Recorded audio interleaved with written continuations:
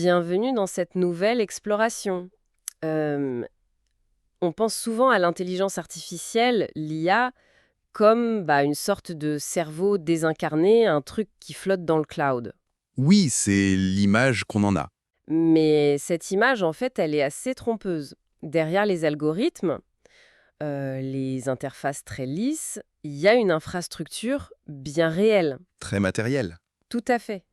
Des serveurs, des câbles, des puces. Exactement. Et ça consomme énormément d'énergie et surtout des ressources naturelles très spécifiques.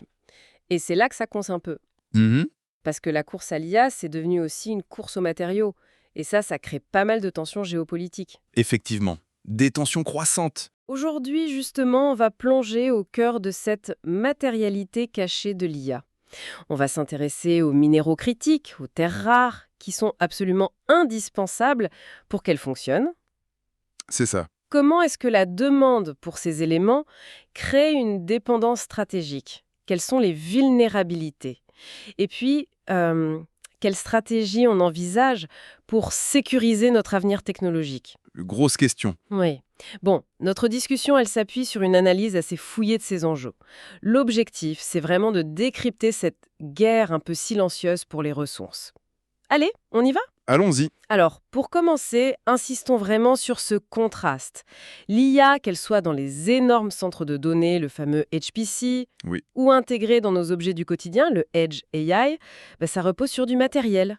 Très concret. C'est ça. Qu'est-ce qu'il y a dedans, au juste, dans ce matériel IA? Alors effectivement, il faut bien comprendre que cette infrastructure, elle a un appétit vorace pour certains éléments chimiques. On peut, disons, les classer en deux grandes familles. D'accord. D'abord, les minéraux liés à l'énergie. On parle de lithium, de cobalt, de graphite, de nickel. Ah oui, pour les batteries, j'imagine. Exactement, essentiel pour les batteries. Que ce soit pour assurer l'alimentation continue des centres de données, qui sont gigantesques, Oui, ou pour l'autonomie des appareils connectés en Edge AI. C'est un besoin qui, bon, recoupe celui de la transition énergétique, hein, bien sûr. mais qui est directement lié à l'infra-IA elle-même. Et la deuxième famille, alors? La deuxième famille, ce sont les fameuses terres rares. Elles sont cruciales pour la performance. Très important, le dysprosium. D'accord. Et pourquoi ils sont si importants? Parce qu'ils permettent de fabriquer des aimants permanents, mais pas n'importe lesquels. Des aimants extrêmement puissants et surtout qui résistent bien à la chaleur. Et on les trouve où, ces aimants? Partout en fait. Dans les systèmes de refroidissement des serveurs qui chauffent énormément, dans des moteurs de précision et même dans les processeurs graphiques, les GPU. Ah, les fameux GPU, oui. Voilà. Les GPU, c'est un peu les chevaux de bataille de l'IA pour les calculs intensifs.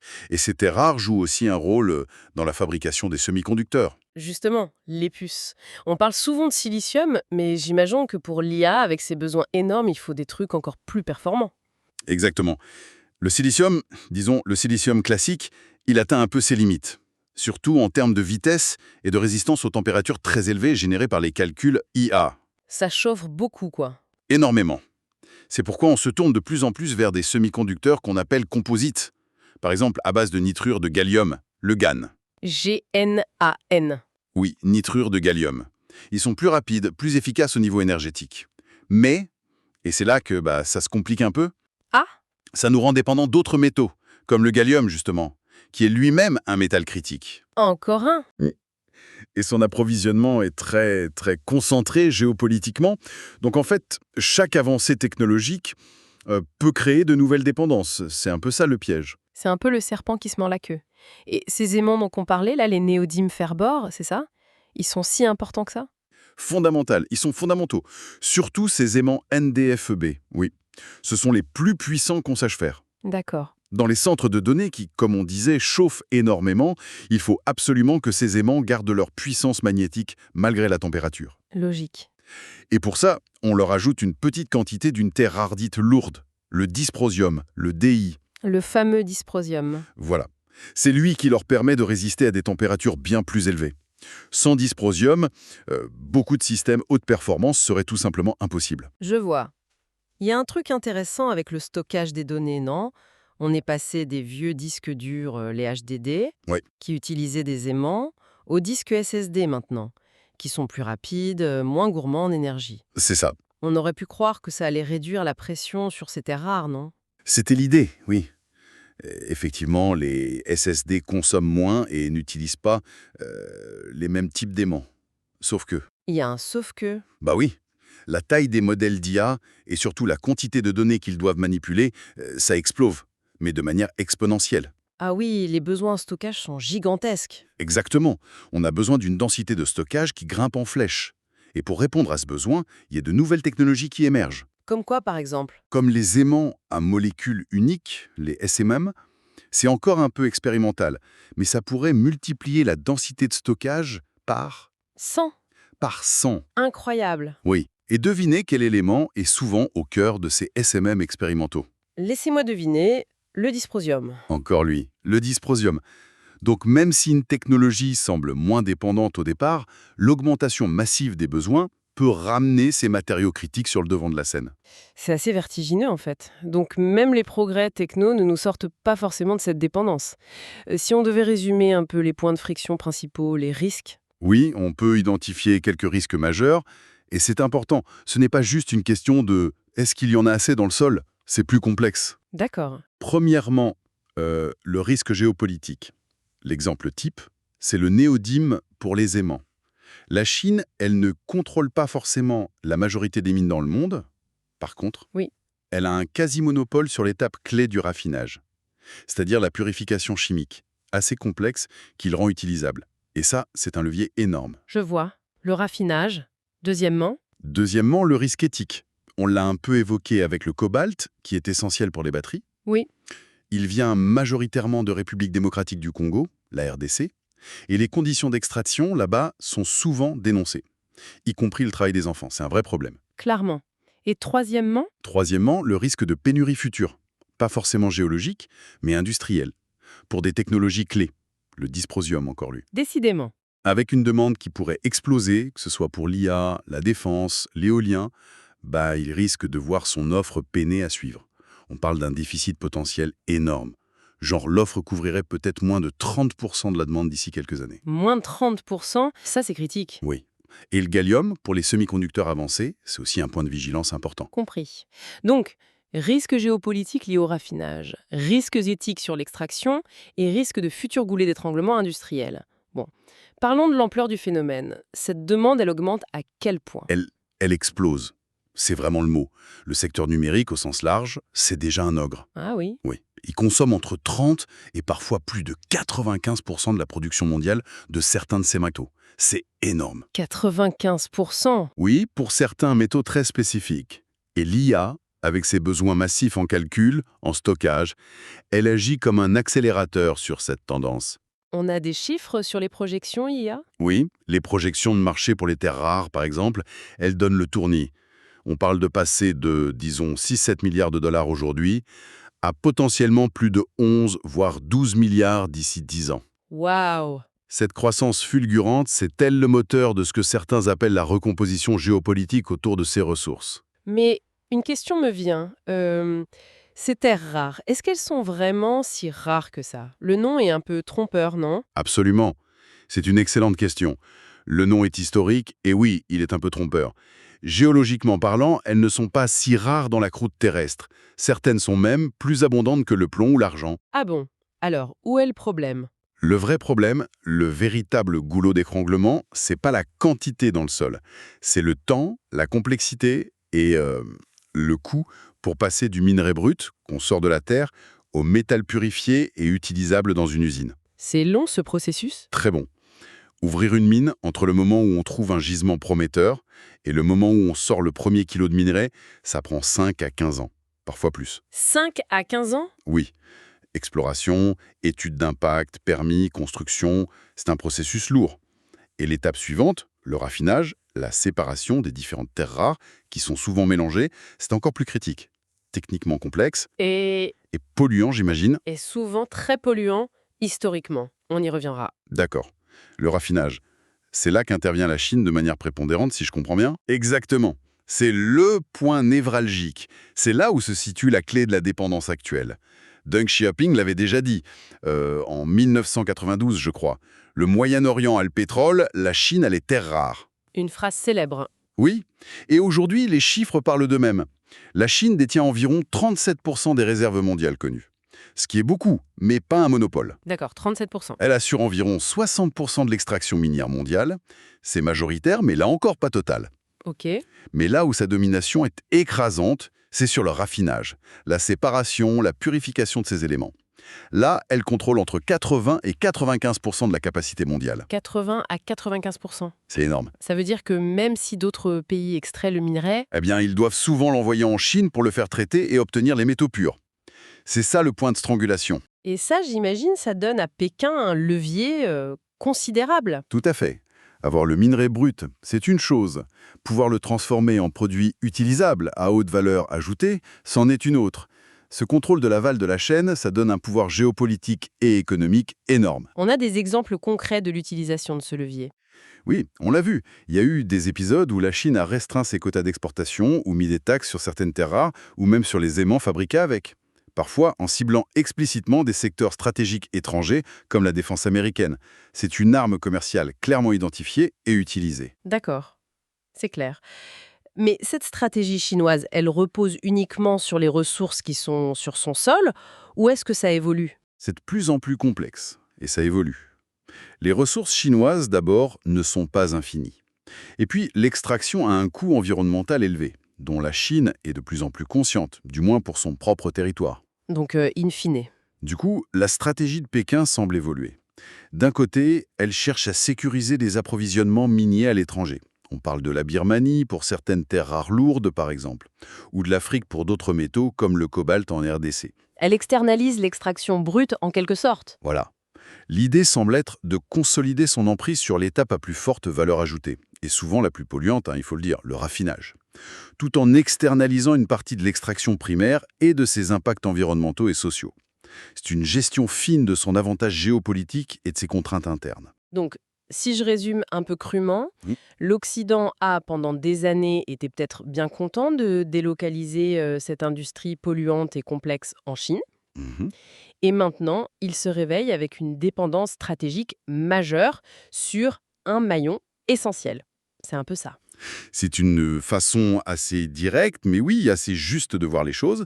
On a peut-être sous-estimé l'importance stratégique de ces étapes de transformation intermédiaire. On s'est focalisé sur l'innovation finale, le produit high-tech. Sans voir la dépendance qu'on crée en amont. Exactement. Bon, face à cette situation, comment réagissent les pays occidentaux? Parce qu'ils ne restent pas les bras croisés, j'imagine. Non, non, clairement pas. Il y a une prise de conscience assez aiguë maintenant et une volonté de réagir. Aux États-Unis, par exemple, on voit des investissements publics et privés pour tenter de relocaliser la production d'aimants NdFeB, avec des objectifs chiffrés comme atteindre 1000 tonnes par an d'ici 2026. D'accord. Et ailleurs? Le Canada aussi a lancé sa propre stratégie sur les minéraux critiques, il y a quelques années déjà. Et bien sûr, il y a l'Union européenne. Oui, l'UE avec son Critical Raw Materials Act, le CRMA. Exactement, le CRMA. Qu'est-ce qu'il dit concrètement ce CRMA? C'est quoi les objectifs? Alors, c'est une loi cadre qui fixe des objectifs très ambitieux pour 2030. L'idée, c'est que l'Europe, d'ici 2031, extrait 10% de ses besoins annuels sur son propre sol, sachant qu'aujourd'hui, on part de quasiment zéro pour beaucoup de ces matériaux. 10%. C'est déjà un défi. Oui. 2. Raffine 40% de sa consommation annuelle.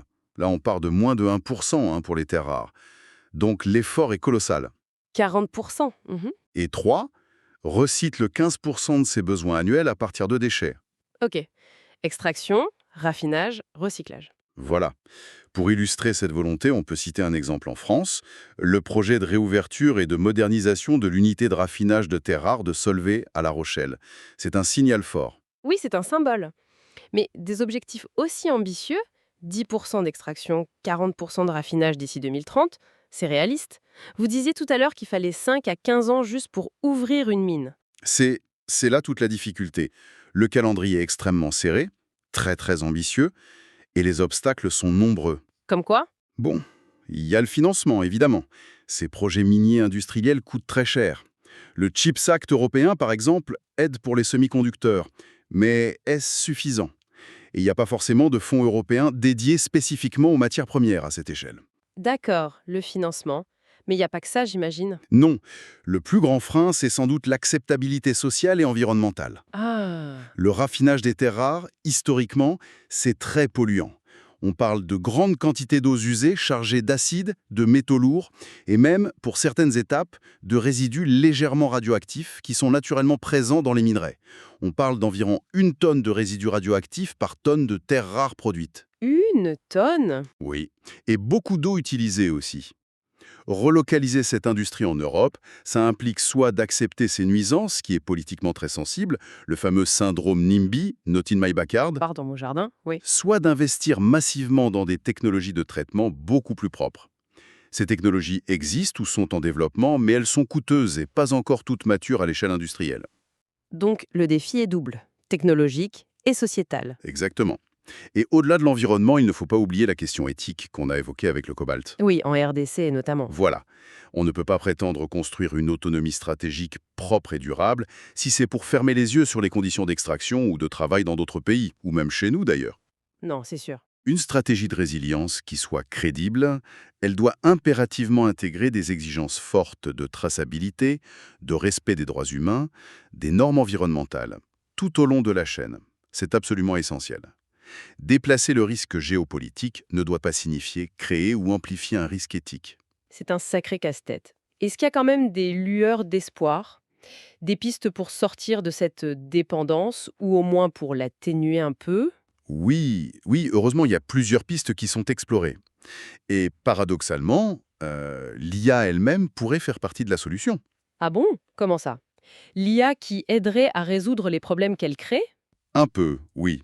On utilise déjà des algorithmes d'IA pour optimiser l'exploration minière, par exemple, pour analyser d'énormes quantités de données géologiques et identifier plus vite des gisements potentiels.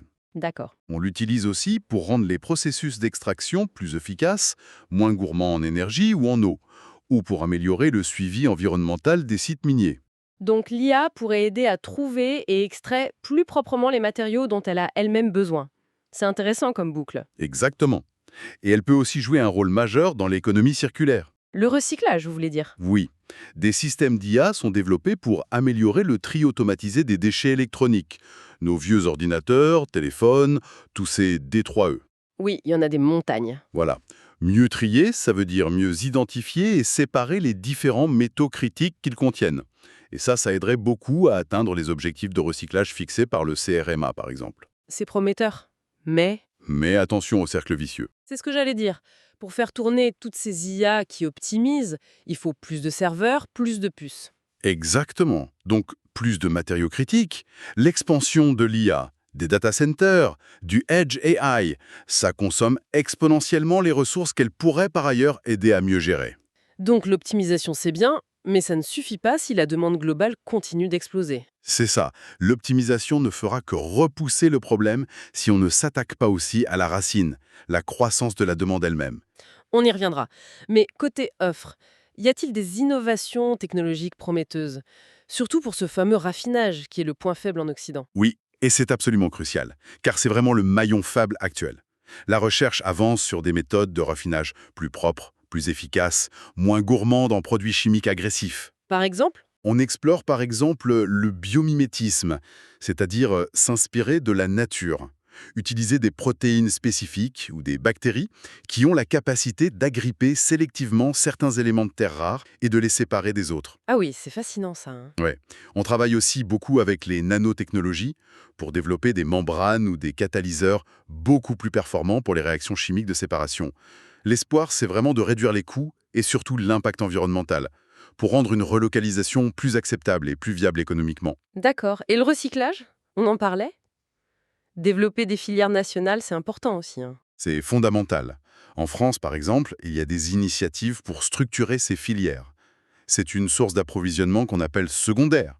Elle est plus lente à monter en puissance que l'extraction primaire, mais elle est essentielle à long terme pour atteindre une vraie souveraineté ou au moins une meilleure résilience. Innovation technologique pour un raffinage plus propre, développement du recyclage.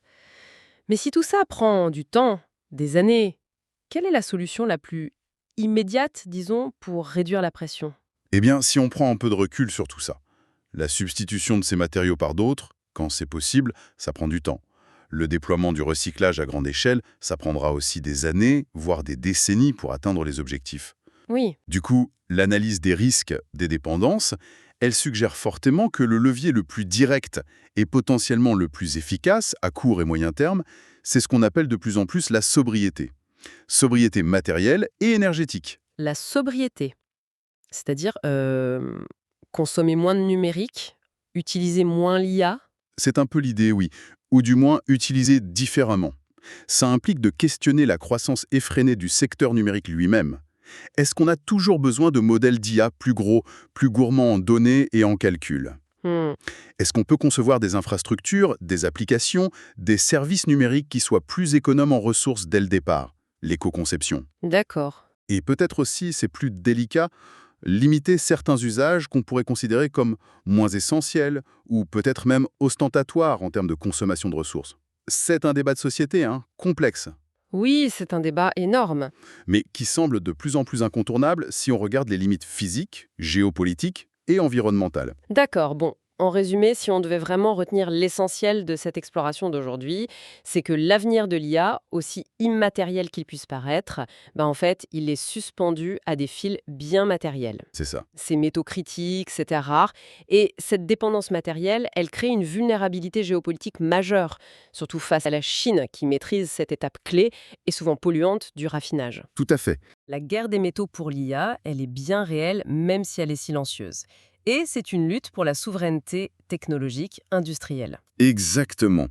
Et face à ce constat, les analyses qu'on a pu consulter convergent vers quelques grandes orientations stratégiques, quelques pistes clés. Oui.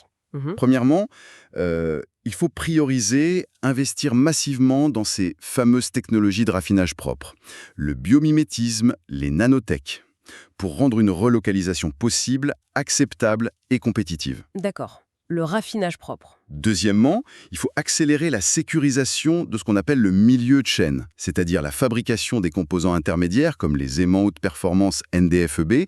C'est crucial pour l'autonomie dans des secteurs clés, défense, énergie verte et IA. Le milieu de chaîne, ok. Troisièmement, la question de la demande ne peut pas être éludée.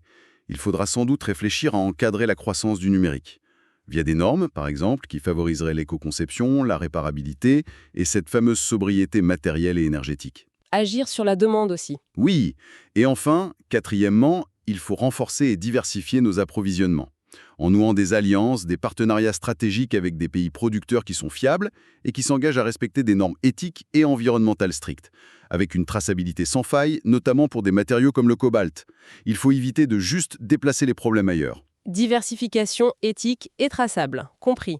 Et pour finir, peut-être une question à laisser un peu infuser chez nos auditeurs. Mhm. Si le déploiement massif de l'IA et du numérique tel qu'on le conçoit aujourd'hui a des coûts environnementaux, éthiques, géopolitiques qui sont aussi importants et intrinsèques finalement, ne serait-il pas temps pour nos sociétés de commencer à interroger sérieusement ce postulat qu'on a longtemps tenu pour acquis, celui d'une croissance digitale forcément illimitée? C'est une question fondamentale. Une réflexion qui prolonge cette idée de sobriété nécessaire dont vous parliez. Voilà de quoi réfléchir. Merci beaucoup pour cet éclairage passionnant. Merci à vous.